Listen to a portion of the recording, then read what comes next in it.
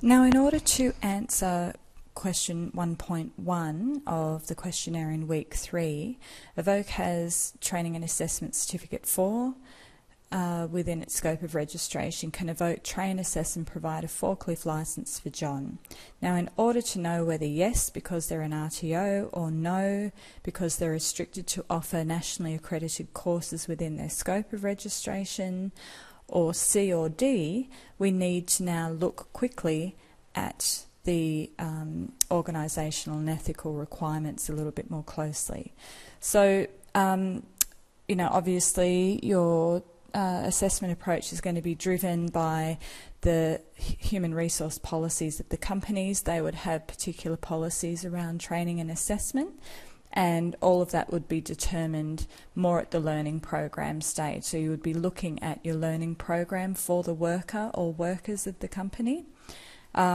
You would have your RTO policies that you would be given during your staff induction. So the Evoke staff induction, with that emphasis on quality assurance that was gone through in week 1, that would influence your assessment approach.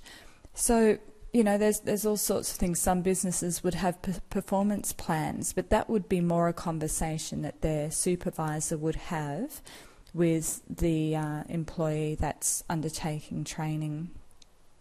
There would be access and equity policies, and that actually links through with actual legislation. So there's a Disability Standards for Education of 2005, and that states that all people with a disability must be able to access education. And there's language around what's reasonable adjustments, and we'll look at that a little bit more closely.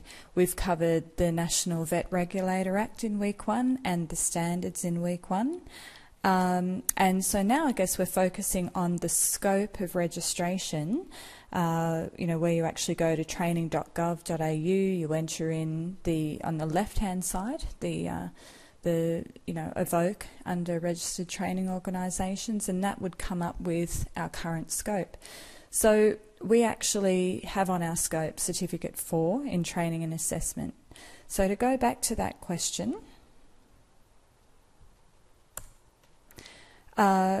we would not be able to offer the licence for John. We wouldn't be able to train and assess in it. However, if we worked in with a partnership arrangement with an RTO that does have forklift licensing on their scope, just change that spelling error there, we then, depending on the partnership arrangements, can be involved in that process. So both B and C would be the answer: no, we can't directly offer it to John, or have you as a trainer and assessor train and assess John in forklift licensing, but depending on a partnership arrangement with another RTO, yes, we could.